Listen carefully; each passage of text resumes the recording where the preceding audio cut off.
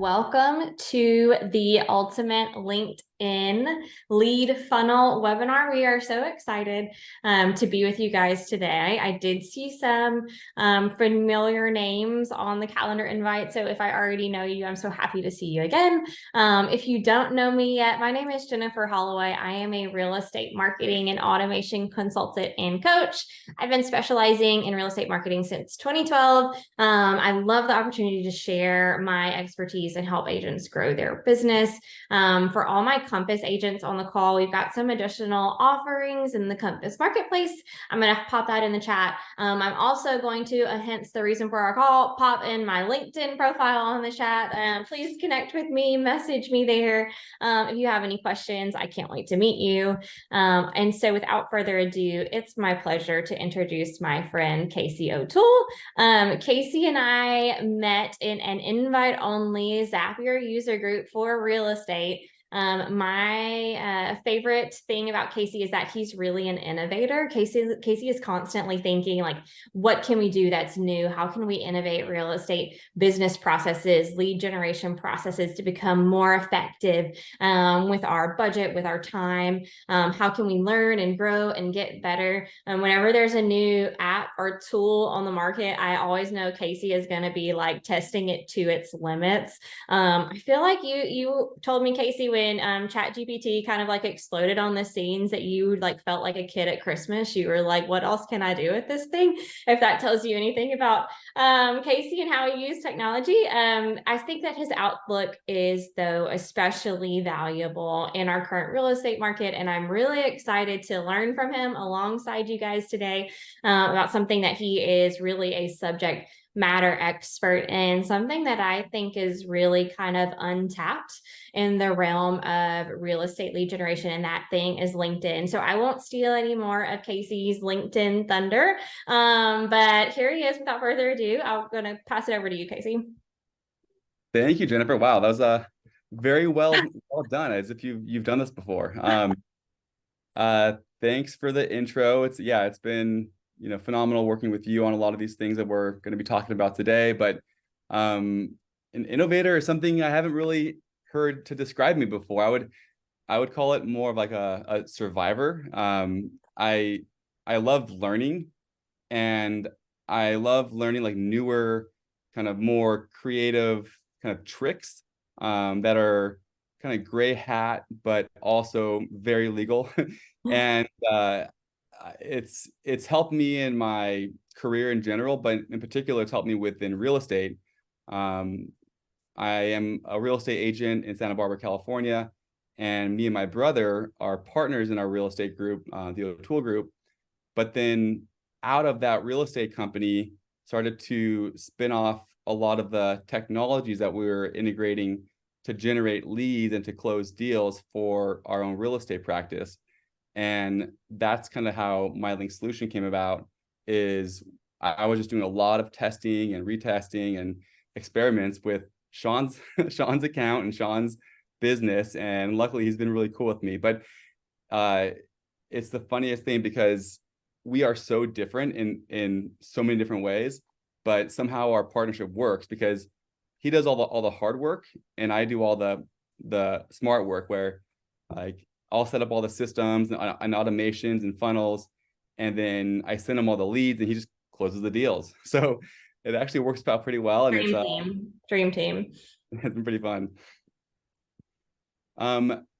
So a quick back end story of how we stumbled upon LinkedIn, because many of you probably don't really consider LinkedIn as a source for business growth or for lead generation or for just leads in general. And neither did we. We started off using a lot of email marketing to generate seller leads for our real estate practice. We then started sending out emails to HR directors, to local tech companies, and we were trying to pitch ourselves to come in and do lunch and learns for their employees. And so it worked out pretty well, to the point where we had gotten probably a handful of companies to invite us into their business to talk to their employees about, like, rent versus buy, how to, when to decide to purchase versus rent. And after our first home buying presentation at Procore, which is a tech company here in Santa Barbara, only like maybe 5% of their total employees came to the presentation. But I knew there was like over 500 or 600 employees that worked there. So I went into LinkedIn afterwards. I found all their employees that worked at Procore, and I just had this standard script that I connected with these folks on LinkedIn, and I copied and pasted the script to their 600 or so employees. And from that one kind of campaign, it was a manual campaign, we generated probably 3 or 4 sales in Santa Barbara, and was like $6 million worth of sales.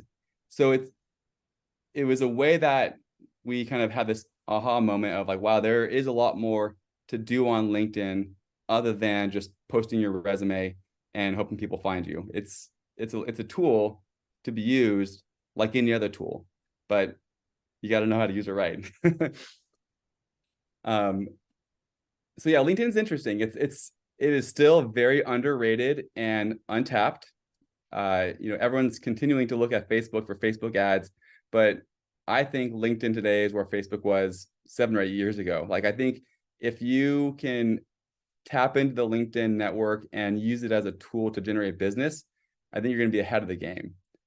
And everything that I'm saying. Share one more cool LinkedIn story while we're sharing LinkedIn stories. Sure. This isn't even like a real estate agent. This is just a personal friend of mine. They wanted to buy a lot in a nice neighborhood in my area. They're all the lots are privately owned. They weren't on the market.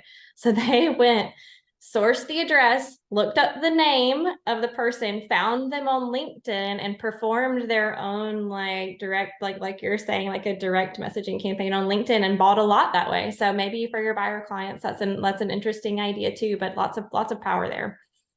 Yeah, I mean, you can be really creative with the targeting that LinkedIn has to offer and just your approach. And we'll get into that, but it's LinkedIn is it's a gold mine if you know how to leverage it. I mean, you can find, CEOs, founders, partners, directors of large companies that live within a 25-mile radius of a certain zip code, that are actively on LinkedIn that you may have gone to school with. So you can get really niche down on your ideal customer profile, your avatar, which is like a new kind of trendy way of saying it. And because it's LinkedIn, it's a professional network. People aren't as averse to you reaching out to them and talking business, and real estate's business. So you're putting your best foot forward with your LinkedIn profile. You're reaching out to business-oriented people who are usually online during work hours. And so your ability to reach out and to like that digital divide and connect with someone and create that relationship goes up exponentially. And then finally, I think LinkedIn's powerful because it's your sphere, your data. For every LinkedIn connection you have, you just go to their LinkedIn profile, click on contact info, and it'll have their first name, last name, email, phone number if they provide it. And so your network of connections is effectively your sphere of influence that you can be importing into your database and retargeting using different approaches. So data is huge, and I think LinkedIn is probably one of the best places to get that data to add on to your current database or your CRM that you're currently using. But as I was saying, you got to know how to do it correctly. If you have a profile that still has an avatar for the banner, and you have an old headline that's not relevant to real estate, or you just don't have any other assets filled out, people are going to review your profile before connecting, and they're just going to dismiss you. So I like to encourage people to start with their profile, and really dial that in before taking any further steps, because you have to consider the fact that everyone that you're connecting with or wanting to connect with, before they are connecting with you, they are more than likely looking at your profile to see if it's worth it, right? So take 15 minutes, it doesn't take very long, add a banner photo, throw on a headline that makes you sound prominent in your role, but it's not like lying, and make it friendly. Don't make it seem all spammy. I mean, we've all got them. We get those requests all the time where it says, I can help you close 15 deals in 2 weeks as a headline. And it's just, that the moment you connect with that person, you're going to get multiple messages and emails, and you just don't want to be that person, and you're not going to be that person. Again, if you do it right, you have a lot more bandwidth and kind of track to work with. You want to be adding in all your experience and education. So even if your experience is not real estate related, it's always good to add additional experience in your LinkedIn profile, because you never know what's going to be, what's going to build that rapport with that person across the screen, right? So some of our clients have previous experience in healthcare. One was a doula. And so we were reaching out to healthcare professionals, mentioning that she was a doula, and now she is in the real estate world. But her ability to create that rapport with the healthcare community went up exponentially because she knows how to talk their talk, right? So you don't want to just put real estate, you don't have to put in your high school job and stuff like that, but you want to put in information about you that people can either relate with or gives you some sort of credibility. I'll hop in and add some extra context there, Casey. People want to do business with people like them. So Casey's absolutely right. When you have those connections, when you went to the same university, when you have a similar job background, you're creating that affinity that's going to serve you down the line. Super important. Yep. So yeah, that's it. Someone mentioned to me one time, or we were talking about it during a mastermind, like, what is the number one way to get business, right? And so for the most people, they'll say referrals. So if a past client refers you to you, then you will nine out of 10 times get that client, because they must trust you because their friend trusted you. I think the hardest way to close a deal or to gain a client is by cold calling and door knocking, because you have to build that rapport almost instantaneously before they shut the door or hang up the phone.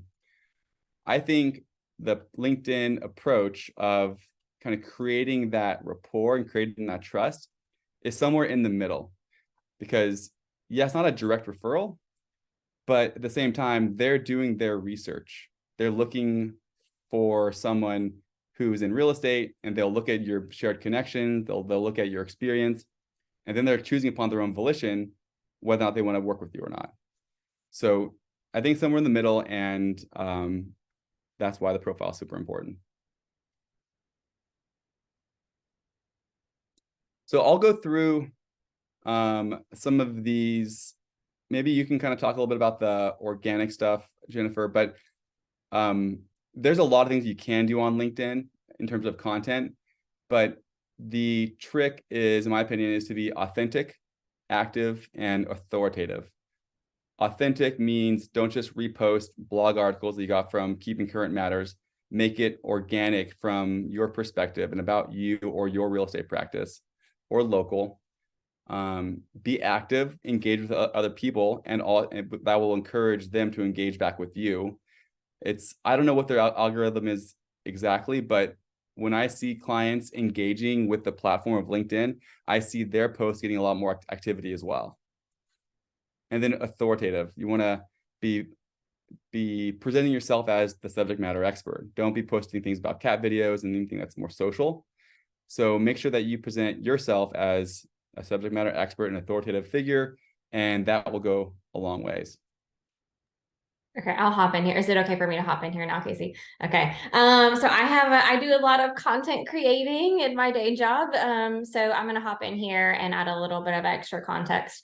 So again, how are we communicating on LinkedIn? What type of content are we creating? We want to be establishing ourselves as a local market expert here. That's really who we are, right? We are in real estate every day. You are, you're in the market, you're working that, you really are the local expert, and you want to show people that in the way that they see you present yourself on LinkedIn. In marketing, we often talk about the concept of personas. So you can think about a persona as just the image that you want your audience, like how you want them to perceive you. And in real estate, we want that persona to be local market expert. I'm not saying that we're fabricating anything or we're putting a false foot forward. We're just being strategic about the content that we put out so that we can prove, hey, we really are the local market expert. And I had a thought, I wrote down, this wasn't in my original notes, but I had a thought from what you were saying earlier, Casey, along those lines. I think something that's going to strengthen that local tie too is you having a lot of connection. So be intentional. You're probably going to talk about this, but connect with the people that are in your town that you know, or that you're trying to reach. The more connections, the more affinity that you're creating right off the bat, so that we're a little bit warm there even before we send that first message. So I do want to throw out a couple of content ideas. My first one is market updates. These are always valuable to people. We don't want to be doing this exclusively or every single time, because that turns people off, right? It's just like, oh, it's Casey's posting another market update. We don't want to do that always, but that is really valuable content. And every time that you're posting something like that, you need to be breaking things down in a way that your audience can understand. And so I think that we tend to use a lot of industry data, industry terms that maybe people don't understand. So think about your audience and explaining it to them in a way that's really easy for the average Joe to understand. Again, this all adds up to us appearing like that local expert. Think about what people are asking you constantly. What questions do you get? If you're at a party and they know you're a realtor, what are they asking you? What are your clients asking you? How can you address those questions in a forum like LinkedIn? Think about what makes people afraid in this market. How can you overcome that objection? The market looks very different than it did a couple of years ago. We want to be sensitive to that and address people where they are right now, which you know that better than anyone else in your local market. Think about also local content that might be appropriate based on your area. I'm not saying cat videos, but think again, people want to be doing business with somebody local, somebody that's an expert. Another way that you can kind of flex that local muscle is by sharing things that are happening locally. So think about what that might look like in your market. It might be, being excited about, a new opening or a new business or a new philanthropy opportunity or a sports team. Think about how you're really showing that, hey, you live in the local town. You're just like them. You're one of them.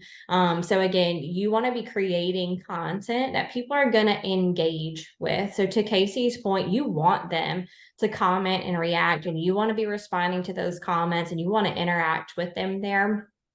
I have a client who is really intentional about LinkedIn. What he does is he posts the same, actually Casey knows this person too, I'm talking about Nathan.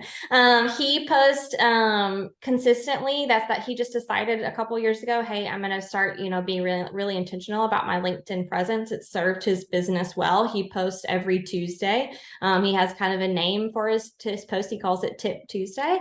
But every Tuesday he posts, and he made a comment to me last week. He said, I feel like for every like that I get a reaction I get on my post, 20 more people see it. So the algorithm also is noticing those things and promoting that content, the more engagement that you have. So you really want to be posting things that are going to promote that. One more thing I want to talk about on content is we want to think about not siloing our content. So if we are already, so Garrett says, can you post podcast content?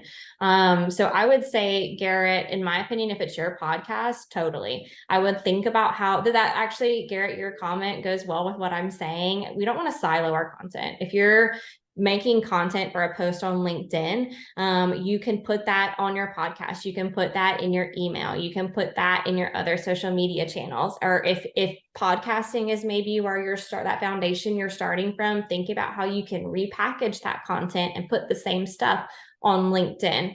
You don't want to be reinventing the wheel every time. That's more effective for your team that's creating that consistent messaging. So think about where else you can use it. You're already doing the work. Multi-channels. That's right, Garrett. And now I will stop talking. Yeah, no, and also I'll speak to that too. And if it's possible, try to upload it into LinkedIn natively, meaning don't just post a YouTube video of your podcast, which will then redirect them outside of LinkedIn, because LinkedIn puts a heavy emphasis on video, especially that is natively embedded within LinkedIn that people can listen to within LinkedIn. Because I mean, maybe you've seen it, maybe you haven't, but when you click on a link that's bringing you outside of LinkedIn, it always gives you this like terrifying message, like I don't know what link this is. You may be encountering unsafe territory. Are you sure you want to go to youtube.com/? It's like they try and discourage people from leaving LinkedIn. So if you can keep it on native, then you'll get a lot more exposure. But I mean, still you can that's great. A great tip, Casey, one I didn't know. Again, Casey's the LinkedIn expert here. I'm not me. So, but I like that tip. And I think also in like Garrett's example, if you're recording a video with that podcast, you already have the video file, just put it on LinkedIn in addition to your other channels. No need to waste that work, but just be strategic about how you're doing it. Absolutely. Yeah. So lots to do. Yeah. I mean, now with ChatGPT, the ability to create content, so it's a little bit easier, but now it'll still take some effort to, cut it to optimize for the different social channels. But I know for LinkedIn, you can have long form, but you want to upload it manually and upload it natively. So now we're going to get into knowing your audience. So the first step is enhancing your LinkedIn profile. Second step is starting to engage with the platform and learning how to use the platform. And then once you've done that, you're comfortable with it. Now you can start strategizing how to use LinkedIn to scale your business. And I think one of the most important skill sets to learn with LinkedIn is identifying your ideal customer using Sales Navigator, which is a LinkedIn premium product. I think it's like $100 a month. They will give you a month or maybe even 2 for free if you can get a referral. But you want to know who you're reaching out to and why, right? You want to define your objective. Are you recruiting real estate agents? Are you wanting to make sales? Are you trying to build your brand and elsewhere? You then want to use Sales Navigator to find commonality. And let me kind of show you what that looks like over on this side. So this is Sales Navigator. I'm kind of curious, how many of you have used Sales Navigator or are familiar with it? Say no or yes in the chat if you are or not. Ron raises his hand. Ron uses it or is familiar. I have a yes, I have a no. I know what it is. I've never used it personally. Cool. We're a mixed audience here. Yeah, maybe more no's than yes. Actually, we're getting some more feedback.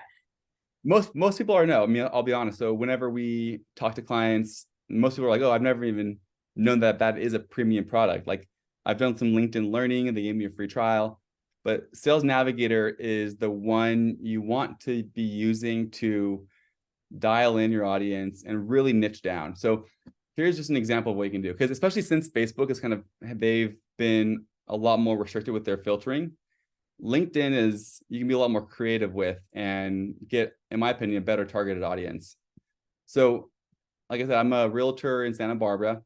And so one audience that I've been targeting is people that are, second degree connections or third degree connections who work for companies that have more than 50 employees that are not currently realtors. You can exclude false positives. If you don't want a realtor or real estate agent or mortgage to be in your search, you can exclude keywords as well. And then their seniority level is vice president, senior, director, CXO, CEO, owner, and partner. And then here's the kicker is you can also then figure out and target people who went to school at your same university. So if you happen to have gone to a university that's located in your market as well, this school filter is really powerful because then you have immediate rapport. I mean, I'm in Santa Barbara, but I went to UCSB, and it works okay. But if you went to USC and you live in Los Angeles, that goes way further because, I mean, the pride of a USC Trojan is insane. We see something similar in Texas too, Casey. Like, or I'm in Houston, but Aggies, Texas. I don't know if we have any Aggies on this call. Aggies are really like die hard. But I went to Mississippi State University, and even though it's not even in the state that I'm in, there's a lot of graduates that come here. So anytime you meet a Mississippi State grad, it's instant affinity. You're like, oh, these are my people. You came from my school. So I totally agree with that. That's super super powerful. Yeah, and that's just one. You could target, if your spouse or someone was a veteran, you can target people who have previous work experience for the U.S. military, U.S. Marines, U.S. Navy. You can target veterans. You can target law enforcement, healthcare professionals, nurses, doctors, educators, really any industry, any occupation. That's all on LinkedIn. I mean, you could even go. So another one that's been good is you can find people who have changed jobs in the last 90 days, and then where their current company headquarters is located outside of your target market. So company headquarters is not in California. So now these are people who recently changed jobs that their company is now located outside of California. So we call this group movers. So they're going to be, I mean, they're not 100% going to be moving because maybe there's a franchise in where they are, or maybe they can work remotely. But the likelihood of them moving to that state are significantly higher than just the average person, right? Now we're getting next level. I love that. That's so smart. Yeah, so change jobs and exclude the city. I just did the whole state, but if you just exclude Santa Barbara, you'll get even more. Exclude that. Because now that might be moving from like town to town. But it reduces your total population size quite a lot. But these are the people you want to be narrowing down, following up with, trying to get a hold of. And like you were saying, Jennifer, earlier, don't just come across as salesy or spammy. Be sensitive to the current market and understand that, heck, maybe they are downsizing, or maybe they needed to sell their house because they're moving out of state now because they can't afford to live in California anymore. Who knows what it is, but being sensitive and not going for the sale immediately is always pretty important. And we'll get into that with our next post on scripting. When I create content, one of my main goals is always add value. You want to be adding value. That's another way of saying what you're saying, but totally agree. Yeah. So I think just being sensitive, being authentic. If you do automation, you want to do it authentically and sensitively. Okay, so now you've identified your target audience, you've updated your profile, you've started to engage with the platform. Now is the time if you want to start engaging with them via direct messages. Now, it has become commonplace to send out kind of cold direct messages on LinkedIn. And I got to tell you, it is not as scary as you might think it is. If you're sending out cold emails, which I've done for quite some time with the previous company, you get a lot of negativity because they don't see who you are. They don't see your face. They don't see your experience. They don't see that you have mutual connections. All they know is that you have their home address and you want to ask if they want to sell their house. It's somewhat invasive and somewhat offensive. LinkedIn is not that. And especially if you come across with, just adding value, it is a very receptive community for just engagement, community building, relationship building. And it's a powerful tool if you do it well. We have like this cadence of messaging, how we build out our messages that works pretty well. You want to build the rapport, offer value, and then ask for business. So building rapport is something along the lines of, hey, John, great to meet you. I see we both went to UCSB. That's great. I graduated in 2006. What was your major? How was your experience? But then after you kind of ask that question in the same script, you want to then offer value. We can say, I'm currently offering a Go Gaucho credit where if, all UCSB alumni, I'm offering up to $1,000 back at close of escrow if you let me help you buy or sell a home. So you then offer value.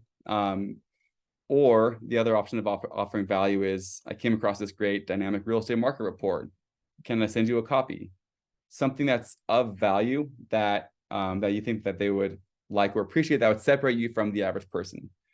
So now you have that rapport. Now you're separating yourself from additional value as well. Then I say it's okay to ask for business, but you got to be delicate, right? And asking for business has to be safe and simple. Depending on the market, we don't always say, book a call with me on the first message. So I would say for this market, I would not say book a call with me for a free a real estate consultation. That has been effective in the past, but our primary call to action now is, can I send you a report? The market is changing. I've come across this great real estate market report. It goes through inventory, price reduction. There's a market action index. Can I send you the report for Santa Barbara? And then that way, when they say yes, you just send them the report, and you kind of start to build that relationship that way. Hey, see, we have a question in the Q&A from Javanka in Chicago. What is your positive response rate for cold direct messages and conversion rate? You might have that on a future slide, or do you know offhand? Yeah, so I do have it on a slide. It depends on how large your network is, and if you're doing things automatically using a service like ours or manually. But our clients, if you have a large network already, say 5,000 plus, then we're sending out that same script. Like, can I send you this report? The positive response rate is pretty high. Average person is getting about 70 to 100 or so. I call them frictionless opt-ins, because it's really simple for them to say yes to, and that's every 3 weeks. So those are all pretty powerful leads. These aren't the typical opt-in leads where they're filling out a form, so keep that in mind. But if you do nurture them correctly and call them and just be like the real estate expert and just want to provide value, then your ability to retain them as a client goes a long way. If you don't have that many connections on LinkedIn, you're starting to do connection campaigns, then it's closer to like 30 or so positive opt-ins a month. And that's just because it takes about 20% or so of the people that you send a connection request to will say yes, will accept it. And so it just reduces that number of connections that you can send messages to. Does that make sense? That makes total sense. Yeah. So everything that I've told you up to this point can be done 100% manually. You don't need any of our services to do any of this. This is just more like best practices, enhancing your profile, engaging with folks, finding your audience on Sales Navigator, crafting the right script to reach out to them with. But if you do want to take it to the next level, there is a lot you can do with the data that you get from LinkedIn. And so things that we have done for our real estate practice, and this was a couple of years ago, because now we have our own CRM, but what we would do is we would leverage Zapier, which is a third-party integration tool, and we would effectively zap every connection that came in to LinkedIn. We would zap it into MailChimp for our newsletters, zap it into Follow-Up Boss, and tag them as Y_import_ retargeting, which would then indicate to YLOPO to then retarget to them on Facebook and Google. And so this person may have initiated the relationship via LinkedIn, but now they're getting our newsletter. They're also receiving an action plan and Follow-Up Boss. They're being retargeted via YLOPO and Facebook. So you're just kind of putting yourself out there using these automation tools to then be seen from all different channels of where this person might be, living or using. So if you can use automation, I would recommend it. But this is where Jennifer really kind of has an expertise, because she is very delicate with how she uses her automation, and very, very specific. And so I want her to kind of speak to how she uses it. Totally. Yeah, so that again, that's how Casey and I met in a Zapier user group. I'm a Zapier expert. I love Zapier. I will nerd out about it all day. I do find though a lot of the real estate agents that I encounter are nervous about introducing automation. They feel like it's going to maybe junk things up or take away a personal touch to how they are, how they run their business. So Casey and I were actually talking before we went live with the webinar. I shared a quote that I'm going to share with you. I've heard this from a marketing automation expert, and I always use this as kind of a teaching tool and a guiding star when I'm creating automation. When you look at your business processes, ask, does it add value for a human to do this thing? And if your answer is yes, keep that manual. But if your answer is no, then look into automating it. And obviously, like what Casey's doing, there's no value in a human like manually creating, your contact on your CRM. So if you can automate it, you totally should. I find that in a lot of small businesses, and that's really what a real estate agent and team is. They're a small business, right? That is a key to scalability. Automation is a key to freeing up team members, even if it's just like an admin, freeing up their time for things that are really worth it. So there's no reason that you should have to be like manually adding those 70 to 100 opt-ins a month from copying and pasting that in when you can use automation. Or is there something else you wanted me to cover there, Casey? Or No, yeah, that was it. It's like, yeah, so that was good. Yeah, doing it in the right way, like doing it authentically, I think is really important. And like I kind of mentioned earlier, it's doing it incorrectly is kind of what's given LinkedIn a bad name. It's those people that you get those requests from saying they can, 10x your business in 2 days. You don't want to do it that way, because it's just, first of all, it's lying. You can't do that. But if you do it in the right way, you're really doing it with the intention of creating a relationship, especially in real estate. Like when it's not, real estate, it's a long game, right? yeah. And so if you're trying to go right for the sale, you're gonna end up shooting yourself in the foot. So I've recently kind of started to focus way more on just providing value. And if you just provide value, then they're gonna know that you're a realtor. Believe me, they looked at your profile. But if you just provide value, then you're creating this relationship that is more like receptive to doing business with. Like they know, like, and trust you now. One example that we're doing currently is for my brother's real estate connections. Every new connection that comes in, we'll offer them the local housing market report, but B, will then zap them into an email campaign that invites them to our local Living Ventura Facebook group. And that local Living Ventura Facebook group is geared towards providing additional value to local Ventura residents. And so we provide, preferred contractor lists. We talk about what's going on in Ventura. The X Games was occurring recently. We'll promote Ventura. We'll promote local businesses. But it's been very well received, and we've grown that group to over 1,500 users now within that group, members. And we're not even asking for real estate at all. We're not asking for business once.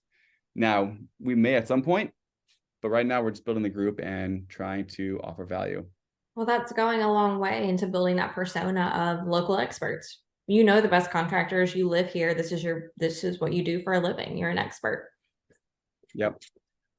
Exactly. And on the question that we ask them when they join is, do you need any kind of home services that we could help you with?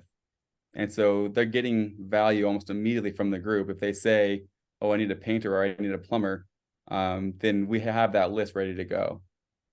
So it's I can't take complete credit for that. Tristan Ahumada recommended it, and this guy Blair Ballin, he has a good group. But yeah, that's one kind of way of bridging the gap between LinkedIn and another platform. This is where we might get into the weeds a little bit, but just for those of you that are still with us, this is what Jennifer and I have been kind of working on in terms of our complete LinkedIn automation funnel and system. I don't know if we want to go into the deep end on this, if we have time or not, but what are your thoughts, Jennifer? Maybe let's cover high level. Casey and I love to live in the weeds. We had a discussion before we started too. We were like, how much detail should we give them? And my answer was not a lot. We don't want to bore you. But why don't we do like a high level, and then does that work, Casey? Yeah, And then I have a question that I'm saving for the end, too. So whenever we finish, we do have a question. If you okay. have, if anybody else has a question, feel free to pop that in the Q&A. We are seeing them. I'm just going to kind of save them to the end for the end here. Awesome. Okay. Then I'll go through this kind of more high level. So remember when I was explaining what Sean and I did up here with how we scaled our real estate business by integrating LinkedIn with these other CRMs and follow-up systems that we subscribe to. We've effectively just built that out and now offer it to all of our clients. And we can provide reporting, thanks to Jennifer now, and a lot more valuable metrics that can help you do your job better. But effectively what we're doing now is we're using our LinkedIn system as the top of funnel. So we help you identify your target audience using Sales Navigator. We'll help craft the right script to then be sending to that audience. And then right now, like I was mentioning, the script that works the best is just providing value. And we'll say, you know, we came across this great market report. It shows trends in housing inventory, price reductions. Can I send you the report? The trick is this whole frictionless opt-in, I call it, where you're not throwing a landing page in front of their face, which is really off-putting. And when you just come across as providing value and you say, hey, can I send this to you? All they have to do is say yes, or okay, or sure, or yeah. And then our Zapier integration will then take that, you know, word or whatever the response is, determine whether it's positive intent or negative. And if it's positive, then we'll push them through a funnel of email campaigns that will send them those market reports on our client's behalf. So now we've taken away the follow-up from our clients, and now we're doing it for them. So we're doing the lead generation and the lead nurture. We also push each of these leads into their own CRM. So Compass, we have a few clients that are on Compass Marketplace, Compass CRM. So we can push all those leads into Compass. We push all of the leads into Follow Up Boss. Wherever you are, we can push those leads also, but that won't take away from what we're doing on our end too. And so then that's kind of the high level, is we would then nurture them with that report with your information. So like, you know, book a call with them here if you want to discuss the report in more detail.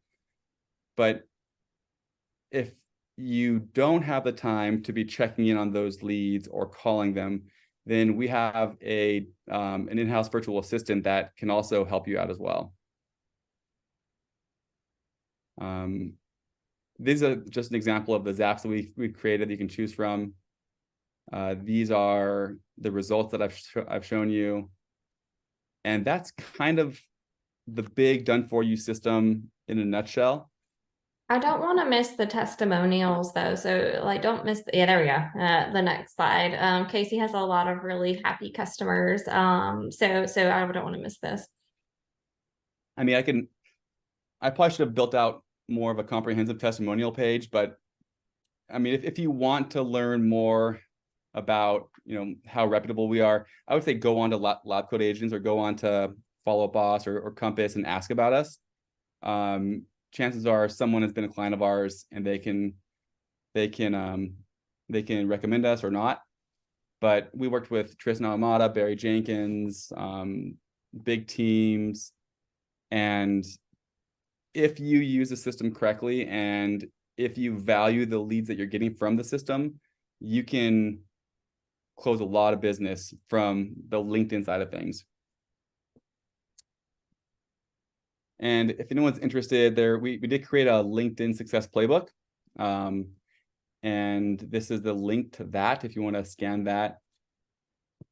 And that's kind of all I had, Jennifer. Anything else? Okay, so we do have a question from our friend Garrett. Again, thank you for being so active in the chat, Garrett. So he asked, how do you like YLopo? They're good. They're a premium product and a premium service. They're pricey, but I think what they offer is one of a kind. So, and I would also recommend or say that I would only start using them if you had the systems in place to follow up with those leads. Mm. So just like anything else, you don't want to throw money into Zillow leads or to Facebook ads if you don't have the capacity to then follow up and convert those into sales. Same thing goes with YLopo. They're really advanced and innovative with their AI technology. Their retargeting is state of the art. But if you don't have, you may have the budget for the ads, but if you don't have the budget for the follow-up and conversion or the time, then I would like maybe hold off until you have the follow-up system in place. I think that's good advice for any sort of online lead gen. Also, Casey, we know like a lot of data. There's a lot of data in our industry that shows us that cultivation time from that lead and coming into your system to an eventual closing is a long, like Casey said earlier, is a long game. So you need to make sure you have a plan in place for when that lead comes in. How are you going to stay in touch? How are you going to keep engaging them? So that's important advice. Yeah, and that's where you can come in, Jennifer. I think your ability to connect all those systems and to build out like a comprehensive lead follow-up distribution model is you showed me your screen one time and on one of our Zapier calls, and it looked pretty advanced. So yeah, I mean, even if you don't have them in place yourself, work with someone that can help you build that out, and then get that running. Yeah, I do a lot of campaign writing and implementing for people for my Compass friends. That link that we shared earlier, there's a couple of campaigns and kind of shorter term campaigns available that can go straight into your Compass system from the Compass marketplace. So those are worth checking out. But that's to Casey's point, that's the power of automation too. Not only, I mean, depending on what CRM you're using, because this functionality isn't available with every single one. But depending on your CRM, you can add that new lead and then trigger automation so that it kind of works in the background. You still need to be doing that personal touch. We all know that that's really drilled in the real estate space. I feel like that initial like call or touch at the beginning, but automation can make it so that when that lead comes in, it's going to get into your system and those campaigns are going to automatically start. So whether you're sick or you're at an appointment or something, things are happening in the background. Okay, I have another question about LinkedIn from Ron. I need to make some changes to my skills section in my LinkedIn profile. The system doesn't seem to let you make changes, delete, and then add. Do you guys do that? Or that seems like a glitch to me, doesn't it? Or what do you think? Yeah, that does seem like a glitch. I would try and do it again, but it seems like you should be able to add skills and take them away. I haven't really had much experience with that section in particular, but you should be able to add skills, add interests, all those things. Yeah, that seems glitchy to me. And this question, if you are an attendee, please like keep typing in questions, but I'm gonna ask a selfish question now that I want to know the answer to. Casey, what is your opinion on like a LinkedIn newsletter? Like have you seen clients implement that? Does that have high value? To give you guys some context, I just know that that's a function that you can do with LinkedIn. So instead of like necessarily directing people elsewhere, you can have a LinkedIn newsletter that like it'll send notifications to people. Of course you have one, don't you? Got to.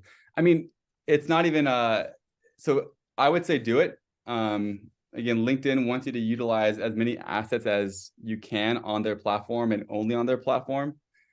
So even if you're copy and pasting a Keeping Current Matters article about the housing market into a LinkedIn article, that's better than just posting a link to the URL, which takes them away from LinkedIn. So, and with ChatGPT, it's so simple. I mean, I literally threw in, can you write me a blog on unlocking sales potential for LinkedIn profiles? Using you optimizing your LinkedIn profile. So, and then spit this out and threw it in there. Got pretty good exposure. Overall, LinkedIn, I would say probably in general doesn't get as much traction as Facebook groups. And you can post something on Facebook group and at everybody, and then everyone will be seeing it. I think Facebook has some leverage over LinkedIn on that regard. But if you are to post on LinkedIn articles is one good way of doing it. So would you prioritize the LinkedIn article newsletter over a post, or how do those work in coordination? So you would create I think it's the creator profile, and then that allows you the ability to generate articles. But then whenever you post on LinkedIn, or whenever you post a new article, it automatically posts it into your feed too. So you kind of do them both, I guess. I see. I will again reiterate what we were talking about earlier about not siloing your content. So if you run a blog, and you already have a blog written, take that blog content and post it again, not the link, but repost the content on LinkedIn. So you can be reusing that content. And then my disclaimer about using ChatGPT to write for you as someone who writes for a living is proof it first.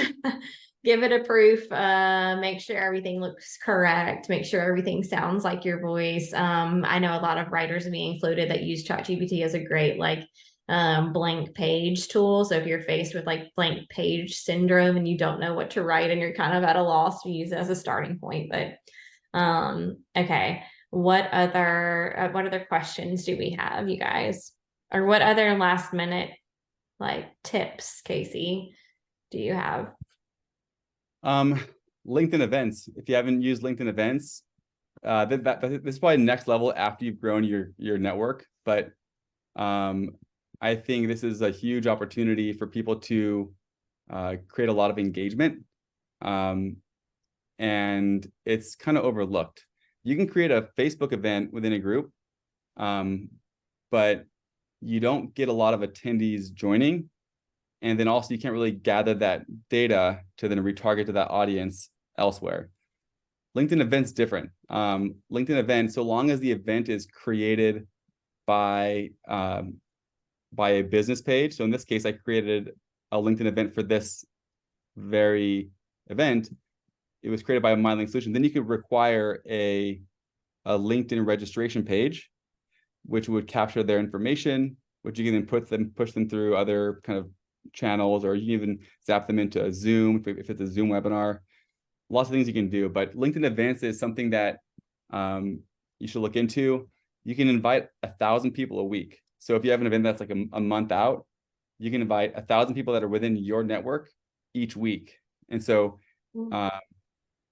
if you have 4,000 connections, then I would create one event per month and then use each week to promote that event. That's really great advice, Casey. And then we have another question from Garrett. What about running an ad on LinkedIn? Is that something that MyLink solution does too, or what? We don't do advertising on LinkedIn. You can. It's just, I think it's a little pricey. And you also don't gain the information of the people that you're advertising to, unless they opt into some form. But I would look into it. In fact, if you want to, I'm interested to see how their practices may have changed. But we don't do any LinkedIn ads. We help you grow your network and do direct messages and build your audience and create that relationship. Awesome. And then also send the emails. He says thank you. Okay, any other questions, you guys? And I am also gonna look up, or Elena, I think, put my profile in the chat. I'm gonna put Casey's profile in the chat also. Um, so that you guys can connect with the LinkedIn master himself. I think I have chat capabilities. Here we go. Yes. So connect with him. I just popped that in there. Look him up, connect on LinkedIn. Any last questions? Oh, I will share something, Casey, a piece of advice that you gave me. We were talking about something different than this, but you told me don't overthink it. I bet it's easier than you think. Don't get into like information overload. So that's gonna be kind of my parting advice for you guys. Don't overthink it. Don't get into information overload. It's probably easier than you think to get your LinkedIn profile up and be a really great lead generation tool. You just got to start somewhere. In my industry, there's a saying, version 1 is better than version none. Get started on that version 1. We believe in you. Anything else from you, Casey, before we? Yeah, let me actually share my YouTube channel, and I should have probably Things we should have thought about earlier. I know, because I have a lot of resources here that you might like. Your channel. While you're pulling that up, we do have one more question. What is a good metric for like the amount of impressions that a post should get? Man, it's kind I of hard guess to it depends on your audience size, but in general, if you have native, organic, local video, you'll get a lot more impressions than you would. I keep bagging on keeping current matters, but just a standard blog article that is all around the internet. So, and that there's also dependent on how large your network is on LinkedIn too.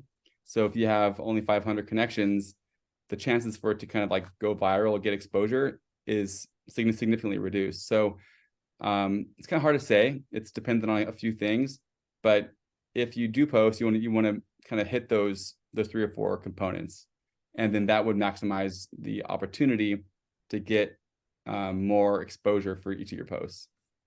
one of the things that I kind of also advise more in the marketing space is sometimes the best place to start is you kind of building your own kind of foundational benchmark and then setting goals from there. So like follow Casey's advice, like get your profile up to snuff, start following the content advice we gave, start being consistent and authentic, and then kind of like see how it goes from there. What might be a great goal for Casey is going to be very different than a goal for me because he has a really large audience. So that may be some advice to think about too. Kind of monitor those numbers and set goals from there. Yeah, don't be afraid. I mean, it's like you're going to get someone who says like, don't, like, this is inappropriate on LinkedIn, but don't be afraid of like messaging people and commenting on posts. It's a pretty friendly atmosphere. And don't be hurt if someone does. There are lots of trolls out there. But anyway, okay, so we are at time just about. But thank you guys for being here. I've had so much fun. Our friends at Your Realty Leverage will be making a video that will be sent out to everybody that registered. So a replay of the webinar. So please connect with us on LinkedIn, and we hope to hear from you soon. Awesome. Thank you, Jennifer. Thank you. Bye-bye.